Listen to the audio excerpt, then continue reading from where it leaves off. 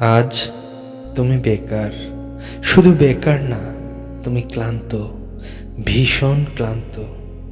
তুমি অযোগ্য নাও, কিন্তু প্রতিদিন এমনভাবে দেখানো হচ্ছে যেন তোমার কোনো মূল্যই নেই। তুমি কাজ পাওনি, আর সেই না পাওয়াটাই ধীরে ধীরে তোমাকে ভেঙে দিচ্ছে ভেতর থেকে। সকালে ঘুম ভাঙে, কিন্তু কোনো উদ্দেশ্য নেই।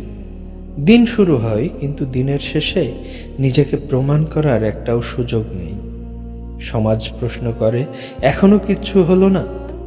পরিবার কিছু বলে না, কিন্তু তাদের নীরবতাই সবচেয়ে বেশি চেপে ধরে বুকটা।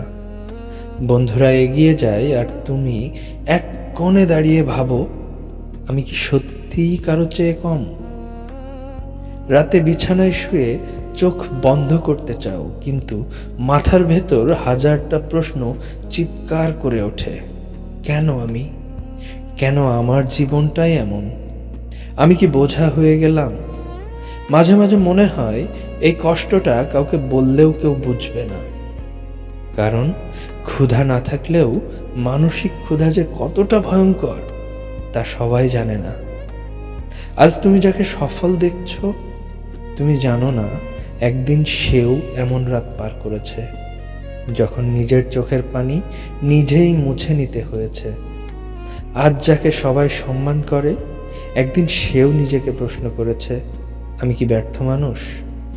পার্থক্য এটাই, সে ভেঙে পড়েছিল, কিন্তু ভেঙে থেকেই যায়নি। শোনো, তোমার ভেতর এমন এক শক্তি আছে যেটা এই কষ্টই তৈরি করছে। যন্ত্রণা না থাকলে মানুষ শক্ত হয় না।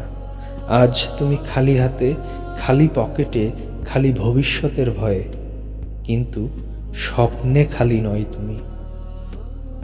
আজ তুমি বেকার, কিন্তু তুমি ব্যর্থ নাও।